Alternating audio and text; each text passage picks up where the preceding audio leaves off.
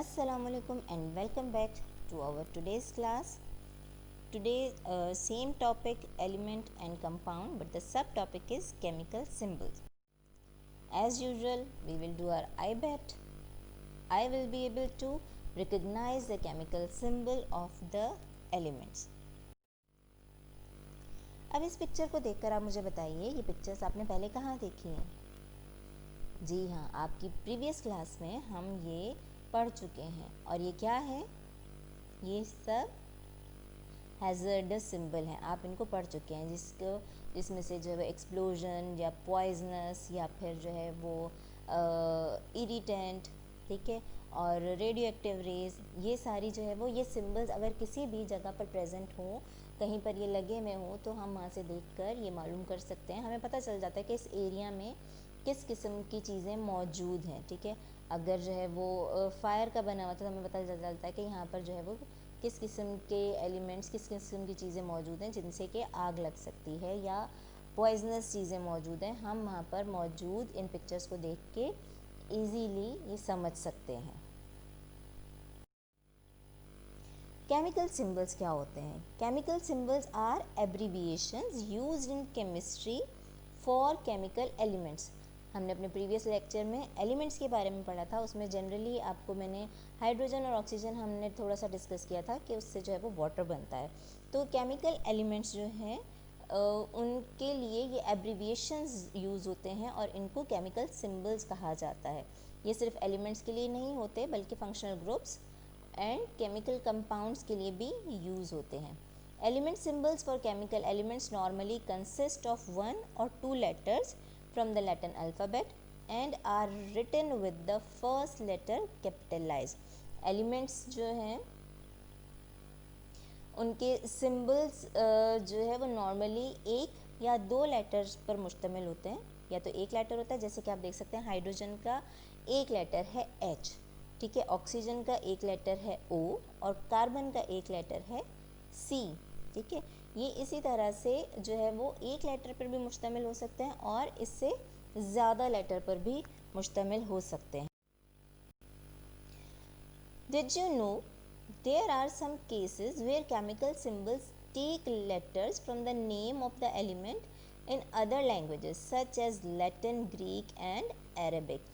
हम यहाँ पर अभी स्टार्ट में आप देख सकते हैं कि एलिमेंट के नेम जो है वो अलग अलग हैं, लेकिन केमिकल सिंबल जो है वो एक ही है।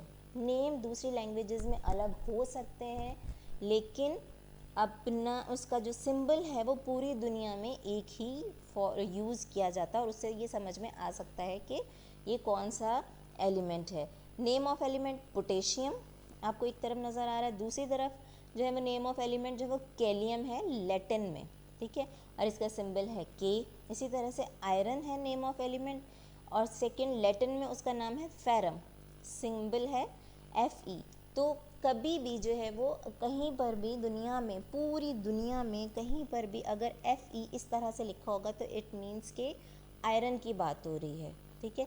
इसी तरह से सिल्वर, टिन, गोल्ड, मरकरी और लेड के आप सब देख सकते हैं कि इनके नाम अलग हैं और इनके सिंबल्स जो है, अगर गोल्ड लिखा होगा तो तब भी AU यूज़ होगा और ऑरम लिखा होगा तब भी AU यूज़ होगा। सिंबल हमेशा सेम रहेगा, नाम वो लैंग्वेज के हिसाब से चेंज हो सकता है। नामों का एक्चुअली कॉन्सेप्ट क्या है कि क्योंकि नाम जो है वो एलिमेंट्स के, जैसे कार्बन है, ठीक है, उसको हमने C से लिखा, ठीक। इसी तरह से कोबाल्ट है, उसको अगर हम खाली C से लिखेंगे तो कैसे पता चलेगा कि वो कोबाल्ट है, इसलिए उसके साथ CO है। फिर कैल्शियम है, उसके साथ Ca है। तो सिंबल्स इस तरह से रखे जाते हैं ताकि हमें जो अब फर्स्ट लेटर को सिर्फ इसीलिए नहीं लिया जाता कि हम जो है वो बाकी भी एलिमेंट्स को आइडेंटिफाई कर सकें। अगर ये कैल्शियम, कोबाल्ट और कार्बन तीनों का कैपिटल C हो तो हमें कैसे पता चल सकता है कि कौन सा जो है वो एलिमेंट यहाँ पर यूज़ हो रहा है किसी भी चीज़ में। तो इस तरह से उनके नाम रखे। और कभी कभी ऐसा होता है कि किसी साइंटिस्ट की डिस्कवरी पर उसका नाम जो है वो रखा जाता है और उसका जो सिंबल है उसको रखा जाता है। सम टाइम उसका दूसरी लैंग्वेजेस में जो नाम है उनके बेसिस पे उनके सिंबल्स को रख दिया जाता है। तो एलिमेंट्स के, लेकिन जो केमिकल सिंबल है, चाहे नाम उसका कुछ भी हो, केमिकल सिंबल पूरी दुनिया में एक ही होगा। अब हम देख लेते हैं कि पूरा एलिमेंट्स के जो केमिकल सिंबल्स हैं उनको सिंबल्स देने का पूरा एक तरीका क्या है। You can see that the first and only letter in a chemical symbol is always capitalize and any other letter that follows is in lower case. आप देख सकते हैं यहाँ पे कार्बन का C कैपिटल है, ठीक है, और एल्युमिनियम का A भी कैपिटल है। तो हर एलिमेंट में जो फर्स्ट लेटर होगा वो कैपिटल होगा, और अगर सेकेंड लेटर उसके साथ यूज़ हो रहा है तो वो हमेशा स्मॉल होगा। Some elements such as carbon are represented by only one letter, जैसे कि हम देख सकते हैं कार्बन का एक ही है, और एल्युमिनियम, और वो कैपिटल से है, और एल्युमिनियम के जो हैं वो दो लेटर्स हैं, capital A and small l। तो हमेशा केमिकल सिंबल का फर्स्ट लेटर कैपिटल होगा और सेकेंड लेटर जो है वो स्मॉल होगा। Some elements such as calcium are represented by the first two letters of their English name. कुछ एलिमेंट्स होते हैं जैसे कि कैल्शियम, वो अपन दो स्टार्टिंग लेटर से रिप्रेजेंट किए जाते हैं जो कि उनका इंग्लिश नेम है। जैसे कैल्शियम जो है वो इंग्लिश नेम है और फर्स्ट टू लेटर्स CA लिया गया है। Some elements such as copper are represented by the first one or two letters of their name in other languages such as Latin और German। जैसे कि ये मैंने पीछे भी आपको बताया कि कुछ एलिमेंट्स जैसे कि कॉपर है, उसका लैटिन नेम कपरम है और इसका सिंबल जो है वो Cu है, ठीक है। ये पीछे भी अभी मैंने आपको ये चीज़ बताई कि कुछ एलिमेंट्स ऐसे होते हैं कि उनके नाम जो है वो और उनके सिंबल जो है वो दूसरी लैंग्वेजेस में उनके जो नाम है उससे रिलेटेड होते हैं। तो इंग्लिश नेम जो है वो कॉपर है, लेकिन उसका लैटिन नेम जो है वो कपरम है, तो उसका सिंबल जो है वो Cu है, Co नहीं है। तो Co फिर किस चीज़ का सिंबल है? Co actually is a chemical symbol of cobalt.